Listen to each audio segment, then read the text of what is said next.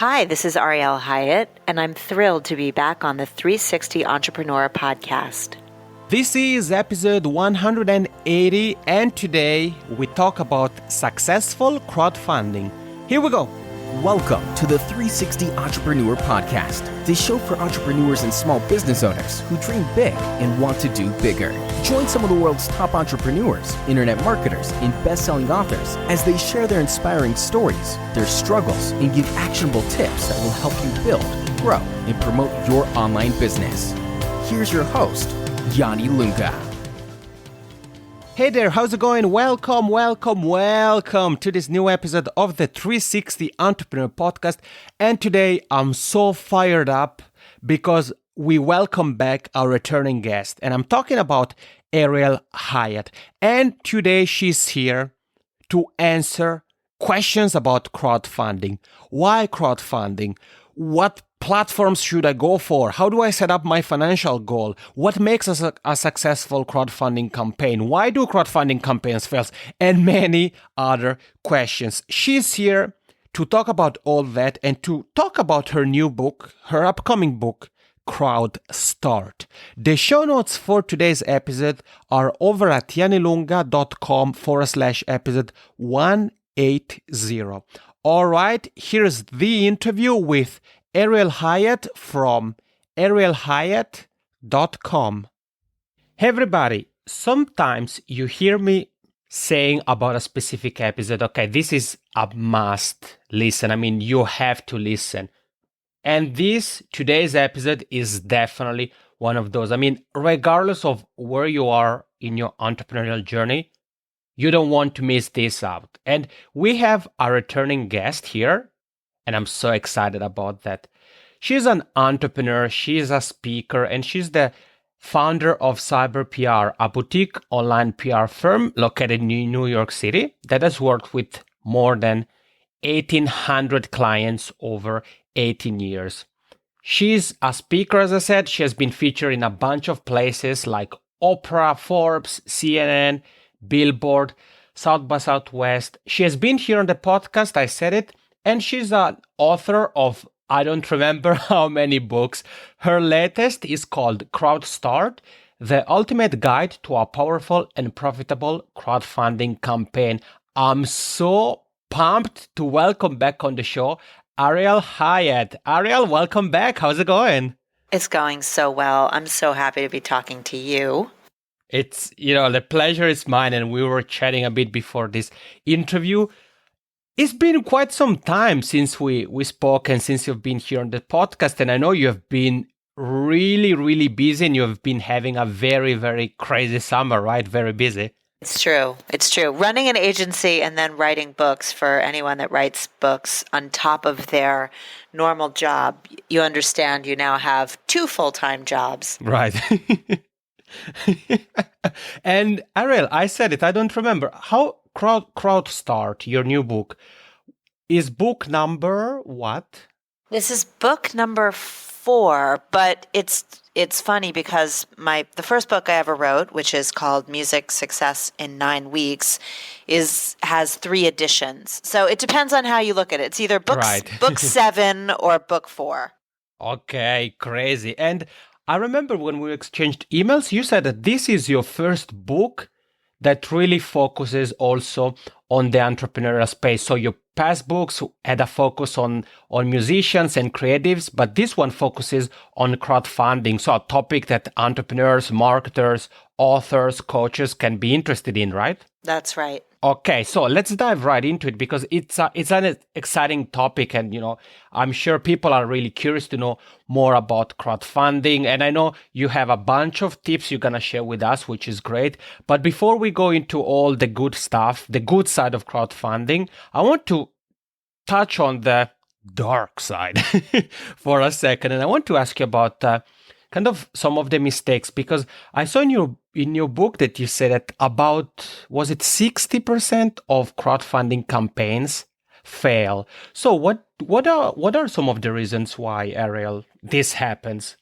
I was really shocked when I found that statistic, and I looked at a lot of statistics because I wanted to set this book up in a realistic way, and So that statistic it's sort of shocking because when we look at crowdfunding in the media or in the news, we think that everybody in the world launches a crowdfunding campaign and succeeds. And, the ones that get a lot of PR tend to be ones where people make millions of dollars. So why is a great question. And there's a couple of reasons why not every campaign succeeds.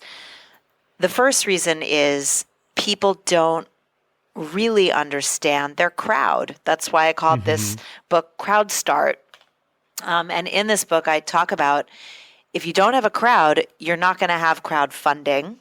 And it's not only about how many people you have on social media, which is a big mistake that gets talked about and that I saw and I see with a lot of the clients we coach, because a lot of people think, well, I have 10,000 fans on Facebook and I have 30,000 followers on Twitter and I have a LinkedIn profile with a lot of connections there. That's not necessarily where you're going to get a lot of your donors for your crowdfunding campaign.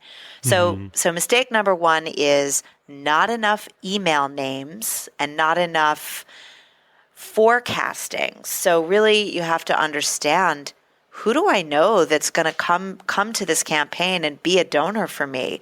So a lot of it also has to do with pre-preparing. In my book, I talk about making a list of all the people who you think might give you a donation and writing them down on a spreadsheet with, okay, my rich uncle Michael is worth maybe $1,000 he'll give me, or, a really, really good friend of mine who owns a big successful startup and is in my space and is always really supportive of me. Well, maybe he's good for $500, and really thinking about that. So not really understanding and having a crowd, not forecasting. And I would say the third problem is really not understanding that you're on a sales campaign. Right. I think a lot of people, entrepreneurs, some of us are scared of sales and they don't like the S word. And that's a problem when you're really trying to make your company a success. You've got to be good at sales. Right. And a crowdfunding campaign feels like a warm and fuzzy thing, right? You make a nice video and you make some cool offers and tiers and you post it out on your Facebook. But the truth is, you are selling. You're selling for 30 days straight from the minute it launches till the minute it closes. And you really have to prepare yourself for that. And I think a lot of people don't. They think, oh, I'll just tweet this out and magic is going to come into my campaign. And that's not how it works. Well, thank you, Ariel, for giving us a reality check on the world of crowdfunding. And it's interesting that you touched on the importance of having an email list, because that's what we talked about with you in the past. So I'll make sure, like always, in the show notes to link to your site, arielhyatt.com, CyberPR, the book, of course, and that past interview we did where we went deeper into email marketing best practices. I'll link to everything there in the show notes. And you talked about the importance of not only kind of focusing on the numbers. I mean, you made the example of social media and stuff like that, but really try to be realistic and see, okay, how much or in which degree could this person help me? And what about this other person? What about that other person?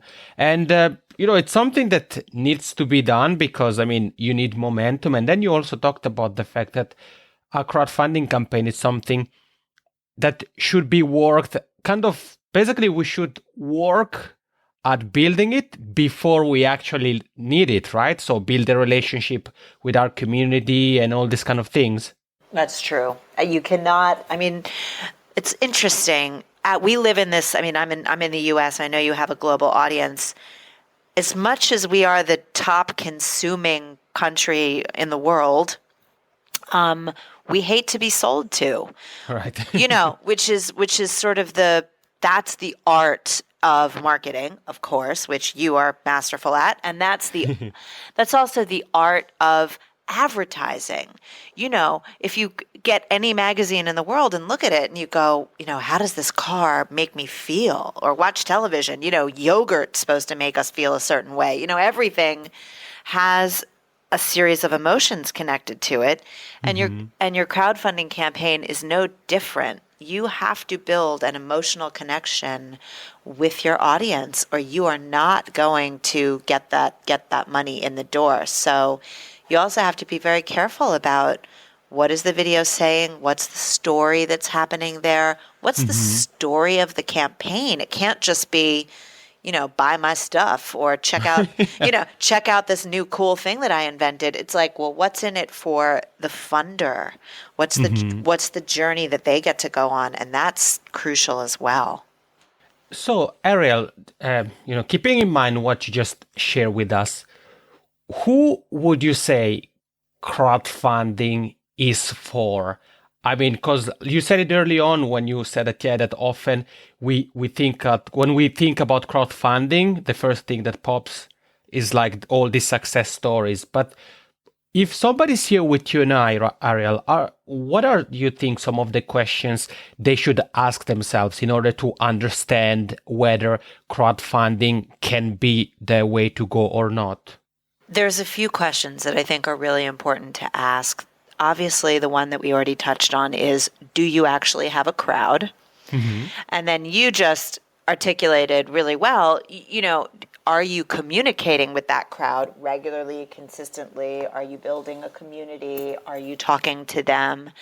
And a lot of what I talk about in my CrowdStart book is I had built a big community. I had been writing blogs for years, and I had an active newsletter that went out, and I'm sort of obsessed with Twitter. And so I already had an engaged tribe or crowd, however you want to say it.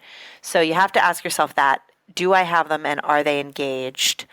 And for those of you that don't have a really big platform, the second way of looking at that before you decide if you should go and launch a crowdfunding campaign is, if I don't have a big crowd or tribe that I've built, and I'm not like crazy with communicating like Jan is with his podcast and I am with my newsletter, do I have friends and family and colleagues? Like, is there actually, goes back to that list I was referring to, a list of people who I can rely on?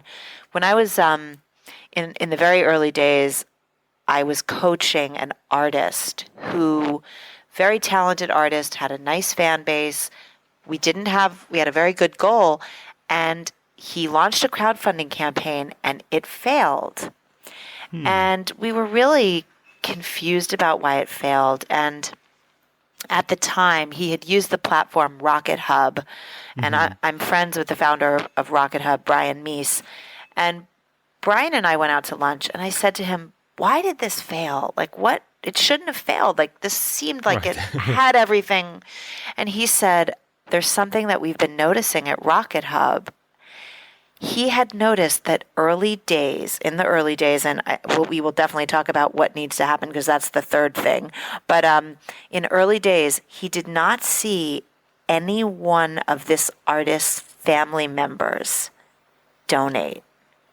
Okay. He said, I always see in the beginning of a campaign someone's parents, their sisters, their brothers, their in-laws, and he can tell, and he says it's always amusing to him because obviously people tend to have the same last name. And he said, if you can't get your friends and your family to donate, chances don't look so good. So I thought that was fascinating. And then I think the third thing you really have to ask yourself if crowdfunding is or is not for you, because I think we could all agree that all of us could use a little extra money. Right. Even if you have a profitable business like I did, I really wanted some extra money when I ran my crowdfunding campaign. We all could use that. But the real question is, are you up for it? And when I say that, I mean, are you ready to put yourself out there And for 30 days and before in the pre-preparation, which half of CrowdStart is about that. It's not just about launching and going. It's about, you don't just show up at the starting line of a marathon and go, I'm going to run 26 miles now, right? You need to prepare for a long time before, right? So you have to really ask yourself, can I do this? Can I do this for 30 days? Can I take 30 days not off, but 30 days where I have 1 to 2 hours a day to focus on this on top of my life, my kids, my business, my activities? Do you have that? And do you have the gusto to really ask people for money and not just tweeting or Facebooking or Snapchatting or asking on a video, but I mean really emailing personal, hey, Jan, I'm asking you for money, and calling people. Are you willing to pick up the telephone as if it was 1990 all over again, 1989, and really ask people? Because not everybody's going to see that campaign when it goes live. As much as you think everybody is seeing you all the time, they're not. So those are the questions to ask. I love it.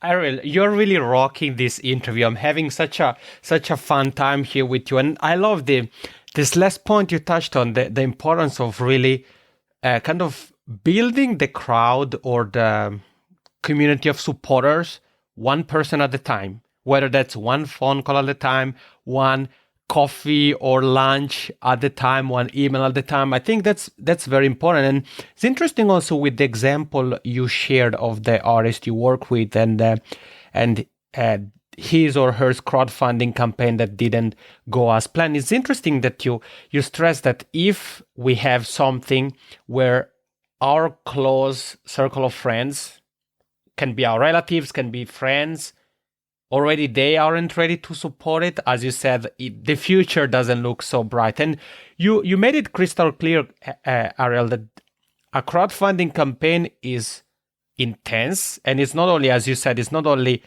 about the launch and the showing up, but there is a lot of work that needs to be done beforehand. And I want to ask you for some tips, if you have, in terms of kind of building a community, starting to get people excited, because I mean, you said crowd is really a keyword in your book. So I was curious if you have anything for us. Well, sure. I mean, there are so many people that you can learn community building from. The internet is a delightful directory of that. So, obviously you need to pick your favorite way to communicate, if it's podcasting or blogging or writing newsletters or, whatever you do. And you absolutely need to start to build camaraderie, build a tribe, start a Facebook group, however it is you like to do it. But you do want to have a crowd that you communicate with. You want to be at least a little bit known as a contributor to your community, whatever community that is. So I can take the example of one of my clients who I coached. She was very well known in the artistic community, and she launched her campaign, and we had to look at all the people that she knew and make sure that she was visible way before the campaign launched, and then of course during it. So identify where you're known. In my case, I was obviously known in the music industry because I had my blog and my newsletter. So I went out on a mission, not only to get my crowd excited, you have to begin to communicate regularly, and you have to tell them what's coming. You can't just show up one day out of nowhere and Surprise. Be like, yeah, here it is. Here it is. I need $30,000, So you have to do a little bit of pre-seeding, pre-preparing. Obviously, there's so many fabulous internet marketers to study from. I mean, a really good crowdfunding page has to have good copy on it, just like really good marketing does. So, really understanding, you don't have to be an expert high-level marketer and understand landing pages and copy and how to write a letter to sell something like the long-form letters that some of us are used to seeing, but you definitely need to understand. There's also a big difference between looking very interesting and having a story and looking desperate. Right. It's sort of like internet dating. If you sort of look like, you desperately want to meet that one person, it's not interesting at all. But if you look, you know, like there, you really got something going on, and that makes you much more appealing. So you have to be really careful too about how you word everything. Again, nobody likes to be sold to. Nobody likes the used car salesman, but we certainly love to drive a new car off a lot. Right. You know. Yeah. Amen to that. And you touched on the kind of on a couple of elements of a good crowdfunding campaign page. And I want to ask you, Ariel, about the kind of how can we call it? Let's call them the logistics of a crowdfunding campaign. So, things like setting up a financial goal or a series of goals, how to choose the best crowdfunding platform, because there are several, and these kind of things. Do you have any advice, maybe if we start from the financial goal? Because I think that's a big one. I think it is too. And you really do need to be realistic. You might want $50,000, but when you go through the exercise in my book about identifying your crowd and really writing down who is good for what. And by the way, there's a magical aspect to a crowdfunding campaign, to every single crowdfunding campaign that I've ever seen, which is it's not only going to come from your Uncle Bob and your colleagues and your friends. There will be people who you did not know, who will come along on the journey, who will give you money, and that's the very exciting part. But you definitely want to plan ahead. So it's not only about writing down all the possible people that will donate, but in order to decide how much money you're really good for, you do have to be a little bit realistic. So, and I do this with my musicians that sometimes say like, oh, I want a crowdfunding campaign and we want to raise, $50,000. And I say, okay, how much money did you make last year with your album sales and your streaming sales and everything? Let's put it all in a pot. And they go, well, we made $5,000. It's probable that you're not able to generate, 50 if your starting off point is 5, so you just have to be careful about your goal. And so you definitely want to do some forecasting and decide, what's the least you can live with that you think is possible that will really make a difference for you. And then that's another way to arrive at that number. So you do really have to be.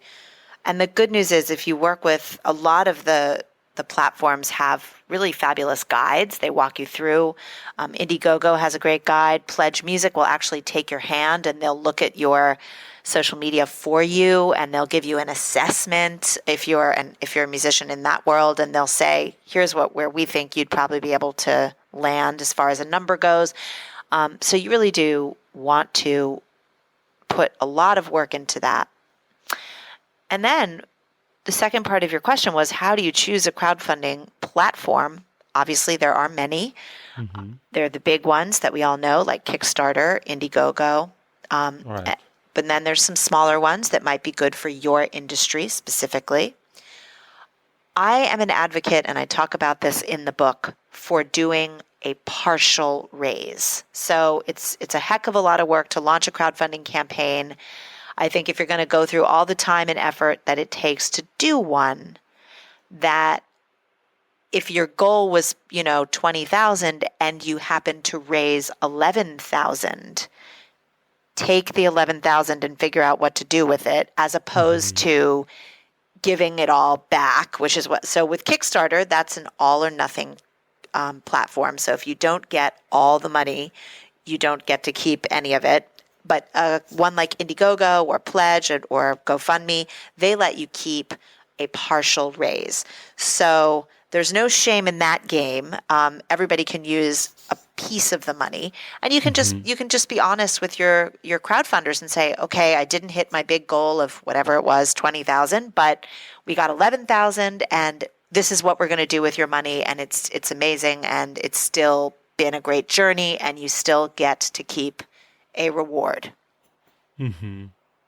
Yeah, I know. I mean, thank you, Ariel. You mentioned a few platforms. I'll make sure to link to all of those. And yeah, there are quite many golden nuggets you share with us. I mean, you talked about the importance of, first of all, setting realistic expectations. I mean, you made the example of the band. I think that was very clear, having some forecasts. And then you said that platforms, like a specific platform, may be better for a specific industry. And then there is the concept of what you just said, the partial campaign or not. So whether even if we don't achieve the goal we have set, we still get to keep the money and work on the project to deliver anyways, or if we want to go for an option where we kind of forget about the whole thing and give people or backers their money back. And in terms of if we were to take magnifying glass, Ariel, on the whole crowdfunding, on a crowdfunding campaign, what would you say are these stages? I mean, we have already touched, I think, on a couple. Yeah, so that is how I broke the book up. So we talk about building the campaign from the foundation all the way to how to create all the elements, how many tiers you should make, how to get PR for it. But the last part of my book is, I think, the gold. And that is a complete CrowdStart roadmap, which takes you through everything that you need as far as a timeline goes. So you know what to do every single day of your campaign. And I even outline and give specific swipe file. I'm going to give away a swipe file when you buy the book. So you can literally just copy and paste what to do, what type of email to send 5 weeks before, the day of, 3 days in. Nice. And I go all the way through from 8 weeks before launch to the final day of your campaign. And I think it will surprise you how many emails you actually need to put out there in order to complete a successful campaign. Because it's true, with a 15% open rate, maybe you've got a higher one on your newsletter, not everybody's seeing all your emails as you send them out. So I really walk you through in the book with examples. Copy and paste this email, make it your own, but here's what you need to say on which certain day. And I also give you a roadmap of how to build emotional connections as you're going through the 30 days. It's not just about emailing people and being like, give me money today, check me out today. It's really about building the story of your campaign. And I talk about how to do that through blogging and through newsletters so that people are coming like on this emotional journey that we talked about at the beginning of this interview. And yeah, I mean, you touched it on it, Ariel. I think the emotional side of things is very powerful and storytelling. And I know it's something you also talk about in the book. I mean, I remember the anecdote of what being on the Oprah show kind of did for you in terms of, the emotion and the impact. And when it comes to storytelling, we had an interview with Christoph Trapp. So I'll make sure to link to that can be useful to listen to after this one. So you heard it, Ariel said it. When you get your copy of CrowdStart, the ultimate guide to a powerful and profitable crowdfunding campaign, you really get everything there is to know about every single step of the journey. And you also get swipe files, you get additional resources that are going to help you really take these steps so that you rock your campaign. And Ariel, I want to ask you 2 quick questions here to wrap up things. The first one is about the launch of a crowdfunding campaign. I mean, I know there are so many different components, and that alone could be the topic of an entire episode. But do you have a couple of tips on if maybe there is somebody joining us and he or she is working on a crowdfunding campaign right now, which is almost ready to go? So do you have any tips on launching? Yes, I do. There's a really interesting statistic that says that if you do not get 30% of your money in the first quarter of your campaign, your chances of success really dwindle. So that means you have got to come out of the gate at your launch very, very strong. And even before you make your campaign live, in the book I talk about how to do this. You want to get your list of VIPs together, and you want to send an email to every single one of them that says, in a few days or in a week, I'm going to be launching my crowdfunding campaign. And because you are one of my best friends, my mother, my sister, my brother, my whatever, and because I rely on you as a very important part of my community, and I even say, tell them the statistics. A lot of people don't understand the science of crowdfunding, and it's okay to sort of peel back the curtain a little and say, statistically speaking, if I don't get to 30% in my first week, my chances of failure are very, very big. Please help me by the day we go live, which will be whatever date you choose. I really am counting on you to be one of my early funders. And I learned that statistic by accident. And I learned it because Derek Sivers is a very dear friend of mine. And on my first day of my campaign, he pledged a very nice donation to me. And he said, I am giving you this because I know that if you don't get to 30%, it's not going to go well for you. So before you pull the trigger, you want to make sure that you've got 30%, you've got a strategy for how to get 30% in the door. And the first 7 days, the first sprint in your crowdfunding campaign is all about getting that percentage in the door. So that would be my big advice for how to do this in the first few days. That means you got to work the phones, work your social media, work your newsletter list hard on that first 7 days.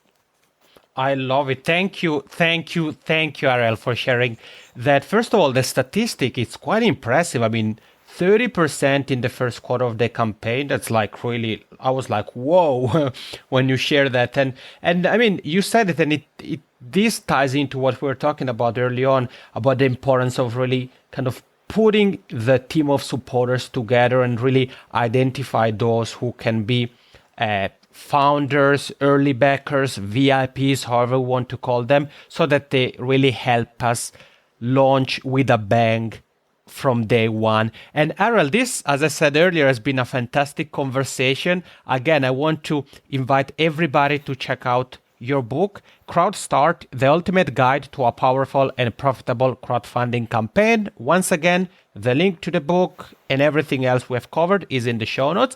And Ariel, the final question has to do with your new website. So I want to ask you in terms of your personal experience, your opinion, your personal brand, because for all the years you've been in business, I mean, people know you for many different things, speaking, coaching, webinars, the books, and you've always kind of been the face of CyberPR, your company. And now you've launched the new site, arielhyatt.com. So how do you feel about kind of that move? I resisted this move for a long time. Right. Yeah, that's why I wanted to ask you about it. But I've been doing a lot more work with female entrepreneurs and working with women. And I think all of us, but women specifically, relate to each other. And I wanted, it's time for me to be the face. My company turned, I can't even believe this, 20 years old this year. Nice. We've gone through a lot of changes, as all of us who are long-term entrepreneurs do. And I think it's all about revisioning and reinventing, whether you're doing it on a small scale or a large scale, to stay interesting and interested in your own business. So I wanted to be the face of this, and a lot of people know that I am CyberPR, and CyberPR does a little bit, it gives me a little bit of a shackle in that obviously I'm talking about PR, publicity, marketing, social media.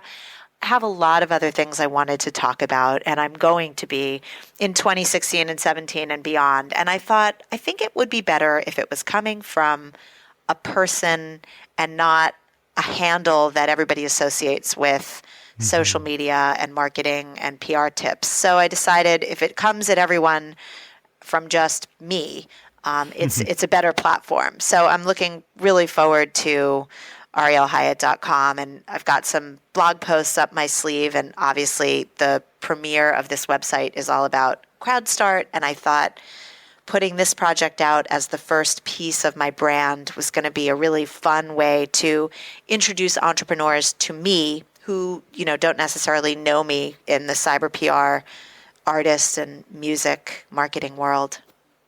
Love it. Thank you. I was really curious to hear your thoughts on that. So you heard it, arielhyatt.com is the place you can learn more about Ariel. And if people have any questions or they want maybe to give you a shout out or anything like that, what would you say is the quickest way to do that?